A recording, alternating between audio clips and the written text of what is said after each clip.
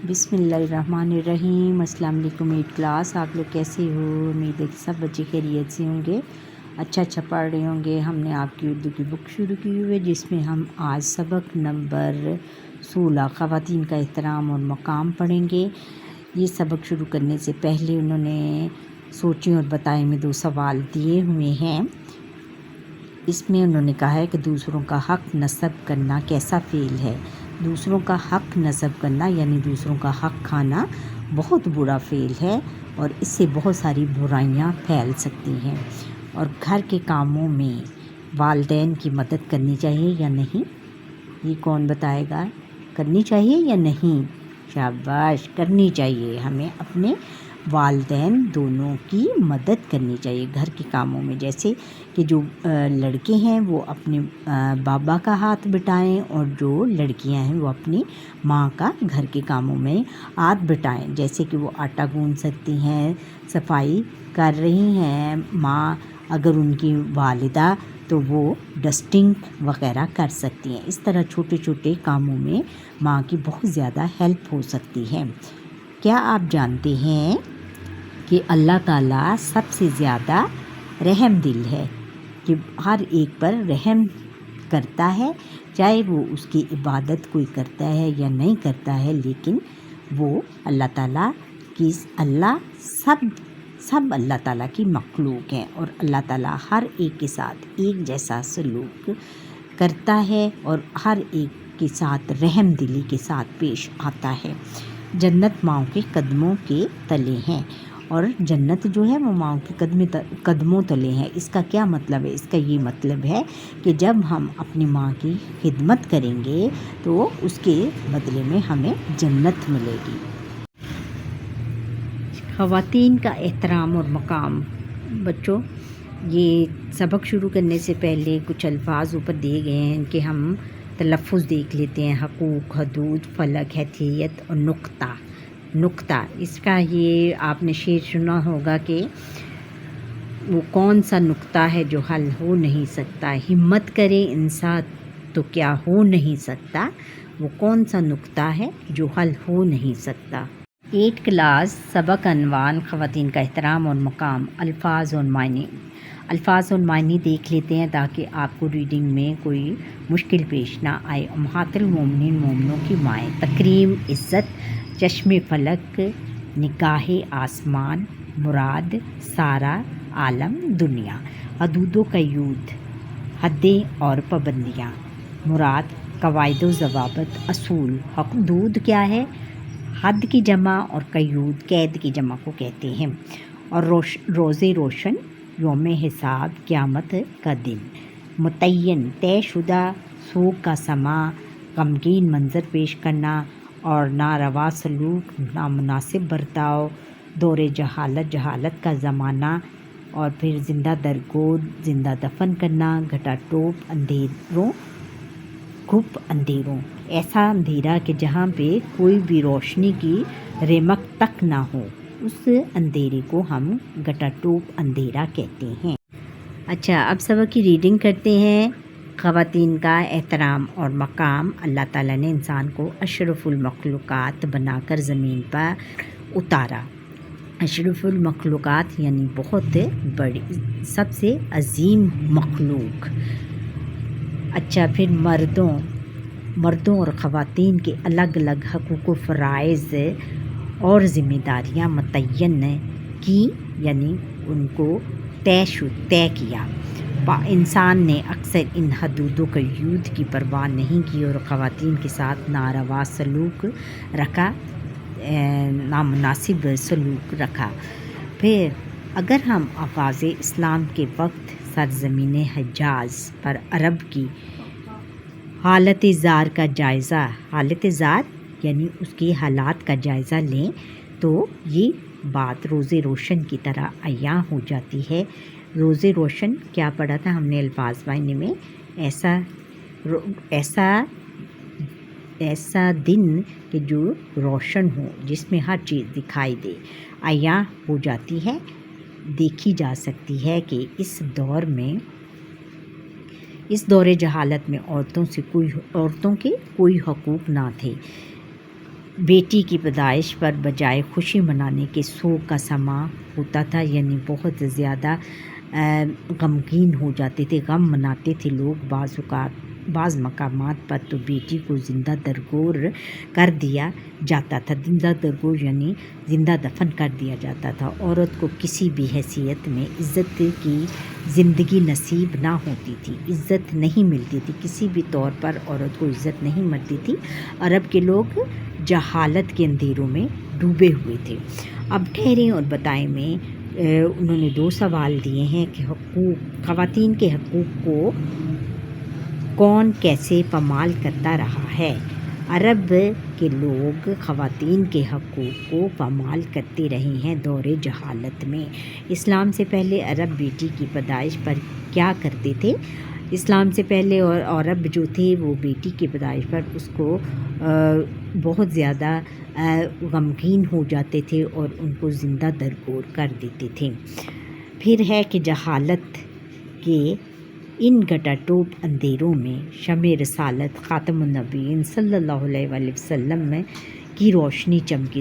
شمع رسالت کی روشنی یعنی خاتم النبیین صلی اللہ علیہ وآلہ وسلم کی روشنی چمکی یعنی روشن ہوئی اور پورے عرب کو منور کر گئی یعنی روشن کر گئی۔ رسول پاک خاتم النبیین صلی اللہ علیہ وسلم کا تعلق عرب کی سرزمین سے تھا اور آپ خاتم النبیین صلی اللہ علیہ وآلہ وسلم عربوں کی کبھی رسموں کے متعلق خوب جانتے تھے۔ کبھی رسمیں بڑی بری ترین رسمیں جو تھیں، آپ خاتم النبیین صلی اللہ علیہ وسلم نے عرب کی عورتوں کے مقام و مرتبے سے آگاہ کیا گیا کہ ان کو عورتوں کا جو مقام تھا ان کو دلایا، ان کو پھر رفتہ رفتہ عربوں کا ذہن بدلنے لگا، آہستہ آہستہ اور اسلام کی روشنی ان کے خیالات کو روشن کرنے لگی یعنی ان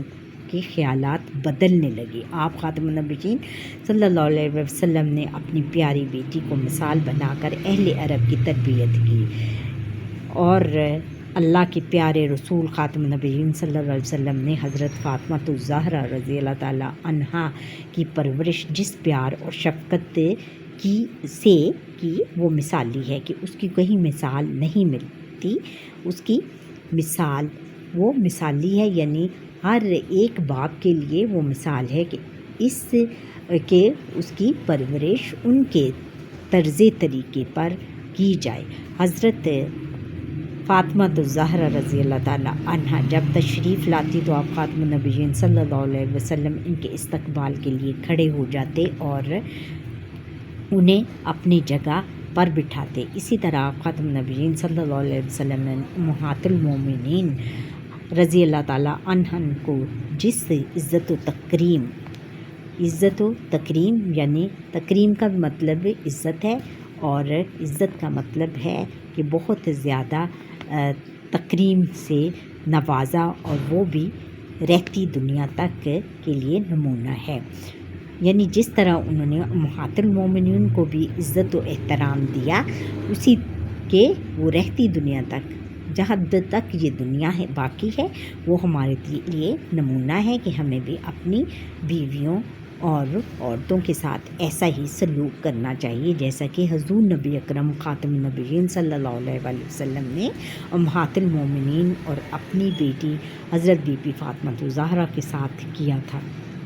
پھر نیکسٹ ہے بیٹا، آپ خاتم النبیین صلی اللہ علیہ وسلم نے بیٹی کو خاندان کے لیے باعث رحمت قرار دیا اور اسے روز قیامت تک کے لیے والدین کے لیے باعث شفاعت قرار دیا۔ شفاعت یعنی بخشش دیا۔ حدیث پاک ہے ترجمہ، جس کسی کی لڑکی ہو پھر وہ اسے زندہ درگور نہ کرے، نہ اس کی توہین کرے، یعنی نہ اس کی توہین کرے، اس کے ذلیل نہ کرے اور نہ لڑکے کو اس پر ترجیح دے، اللہ تعالیٰ اسے جنت میں داخل کرے گا۔ یعنی اگر کسی کی بیٹی ہو جیسے عربوں میں کرتے تھے کہ وہ زندہ اس کو دفن کر دیتے تھے، نہ کرے گا اور اس کی توہین نہ کرے گا، اس کو ذلیل نہیں کرے گا، اور جو اس کے بیٹے ہیں بیٹوں کو لڑکیوں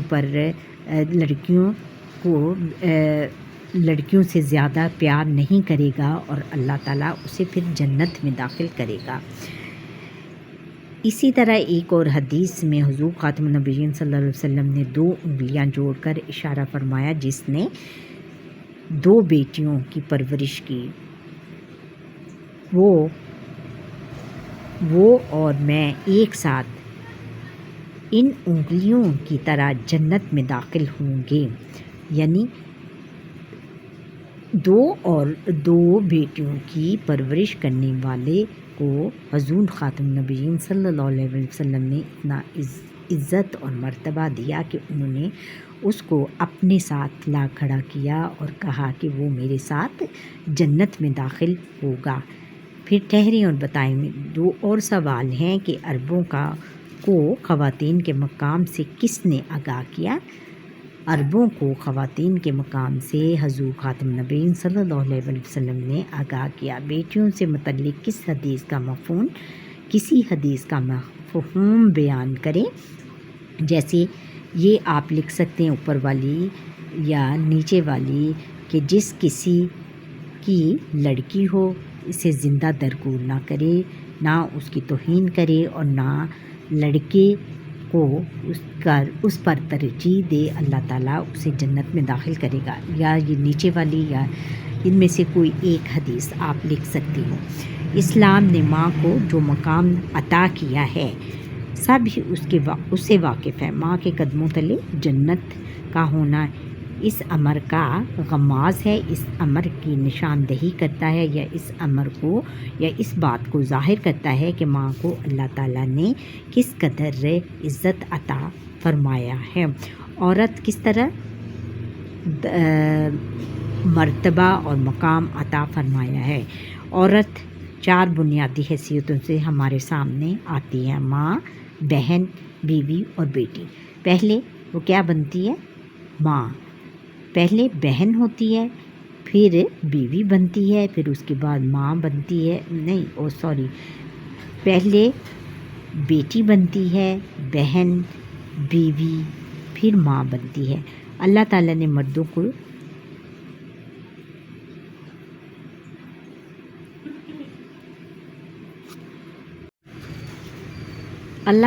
مردوں کو پابند کیا ہے کہ وہ اپنی بیوی کی تمام ضروریات پوری کریں، اس کے نانو نطقہ کا اپنی حیثیت کے مطابق انتظام کریں۔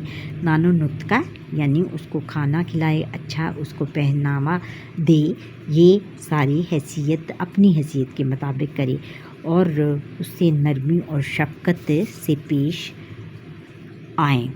اسلام نے یہ بھی حکم دیا کہ بیٹے اور بیٹی میں کسی قسم کا فرق روا نہ رکھا جائے، فرق نہ کیا جائے۔ اسلام نے عورت کو ہر روپ میں عزت و احترام کے قابل ٹھہرایا۔ آج کل خواتین مردوں کی شانہ بشانہ کہ مردوں کے ساتھ ساتھ ہر شعبہ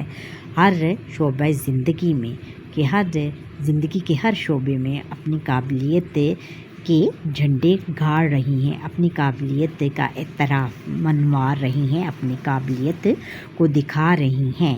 ہم اگر بورڈ اور یونیورسٹی کے امتحانات کے نتائج کا جائزہ لیں تو ہمیں پتہ چلتا ہے کہ صلاحیتوں کے اعتبار سے لڑکیاں لڑکوں کے پیچھے کہیں نہیں۔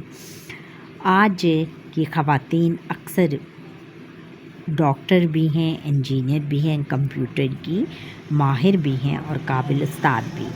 وہ پاک فوج اور فضائیہ میں اعلیٰ عہدوں پر خدمات انجام دینے کے ساتھ ساتھ دیگر اعلیٰ سرکاری عہدوں پر فائز ہو کر حکومت کے کاموں میں بھی ہاتھ بٹا رہی ہیں، یعنی وہ حکومتی لیول پر بھی کام کر رہی ہیں، یعنی وہ وزیر اعظم بھی رہ چکی ہیں اور وزیر اعلیٰ بھی ہیں۔ پھر آگے ہے کہ 24 نومبر 2015 کو میاں والی کے قریب طیارے کے حادثے میں شہید ہونے والی پاک فضائیہ کی فائٹر پائلٹ مریم مختار اس بات کی علامتیں ہیں کہ خواتین صلاحیتوں کے اعتبار سے کسی طور پر مردوں سے کم نہیں۔ یہاں تصویر کا دوسرا رنگ دیکھنا بھی ضروری ہے۔ اسلام کے واضح احکامات کے باوجود خواتین کو ان کے تمام حقوق نہیں دیے جاتے۔ بعض اوقات باپ کی وراثت میں بیٹیوں کو حصہ نہیں دیا جاتا، زبردستی ان کو بیٹے کے حق میں دستبردار ہونے کو کہا جاتا ہے، یعنی ان کو چھوڑنے کو کہا جاتا ہے کہ آپ اپنا حصہ چھوڑ دیں۔ کچھ لوگ اپنی بیٹیوں کی شادی اس وجہ سے نہیں کرتے کہ انہیں اپنی زمین میں سے حصہ نہ دینا پڑ جائے۔ ایسی روایات کو فوراً بدلنے اور خواتین کے حقوق کے حوالے سے معاشرے میں آگاہی اور شعور پیدا کرنا بہت ضروری ہے کہ معاشرے کو بتانا چاہیے کہ یہ جو رسومات ہیں کہ بیٹیوں کو باپ کے حصوں میں سے نہیں حصہ مل سکتا یا ان کی شادیاں نہیں کرتے کہ ہمیں ان کا حصہ کہیں نہ دینا پڑ جائے۔ تو اس طرح کے رسم و رواج کو ہمیں ختم کرنا ہے اور ختم کر کے ہمیں معاشرے کو آگاہ کرنا ہے، معاشرے کو اس طرف لے کے آنا ہے کہ یہ آپ غلط کر رہے ہیں۔ ٹھہریں اور بتائیں میں پھر 2 سوال آ گئے ہیں کہ آج کی خواتین کی آج کل کی خواتین کے پیشوں میں کن پیشوں میں خدمت انجام دے رہی ہیں، یعنی وہ ڈاکٹر بھی ہیں، انجینئر بھی ہیں، وکیل اور پھر استاد کی حیثیت سے بھی اپنے ملک کو قوم کا نام روشن کر رہی ہیں، پھر وہ وزیر اعظم اور وزیر اعلیٰ کے عہدوں پر اور اسمبلی میں بھی اپنی نشست لے رہی ہیں۔ پھر آگے کیا ہے، بعض لوگ اپنی بیٹیوں کی شادیاں کیوں نہیں کرتے؟ بعض لوگ اپنی بیٹیوں کی شادیاں اپنی جائیداد اس لیے بھی نہیں کرتے کہ کہیں ہماری جائیداد دوسروں کہ ہمیں انہیں اپنی جائیداد میں حصہ نہ دینا پڑ جائے۔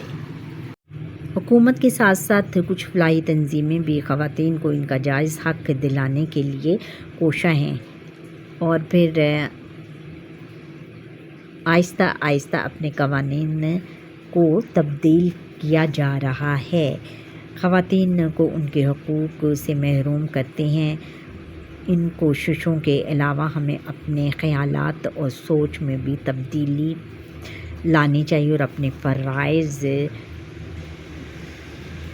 کو بہتر طور پر ادا کرنا چاہیے، یہ ہے۔ اور پھر آگے ہم نے سیکھا، اس سبق سے ہم نے کیا سیکھا بچوں؟ عورت ہر رشتے میں قابل احترام ہے۔ اللہ تعالیٰ نے عورتوں کے حقوق مقرر فرمائے۔ پاکستان کی ذہین قابل اور محنتی خواتین کی ایک بڑی تعداد ہمیشہ ہر شعبہ زندگی میں ملک کا نام روشن کرتی آئی ہیں۔ اب بچوں یہاں پر ہی ہمارے آج کا یہ جو لیسن ہے وہ اختتام پر ضرور ہوتا ہے۔ انشاءاللہ کل سے ہم اس کی مشق کریں گے اور آپ کو یہ میرا لیسن کیسا لگا؟ امید ہے کہ آپ کو یہ میرا لیسن پسند آیا ہوگا اور آپ لوگ کہہ رہے ہوگے یہ ٹھہر ٹھہر کر بات کر رہی ہے اور میں اتنی لیٹ اتنے دنوں بعد اس لیے لیسن اپلوڈ کر رہی ہوں کہ کچھ میری طبیعت کی ناسازی کی وجہ سے میں آہستہ آہستہ بول رہی ہوں اور کہیں اگر اٹک گئی ہوں تو یہ نہ سمجھیے کہ مجھے پڑھنا نہیں آتا۔ میں بہت اچھا پڑھتی ہوں اور طبیعت کی ناسازی کی وجہ سے مجھے اٹکنا پڑ رہا ہے۔ اور اگر آپ کو یہ میرا لیسن پسند آیا لائک کریں، شیئر کریں اور پیارا سا کمنٹ کریں اور سبسکرائب ضرور کریں۔ اللہ حافظ۔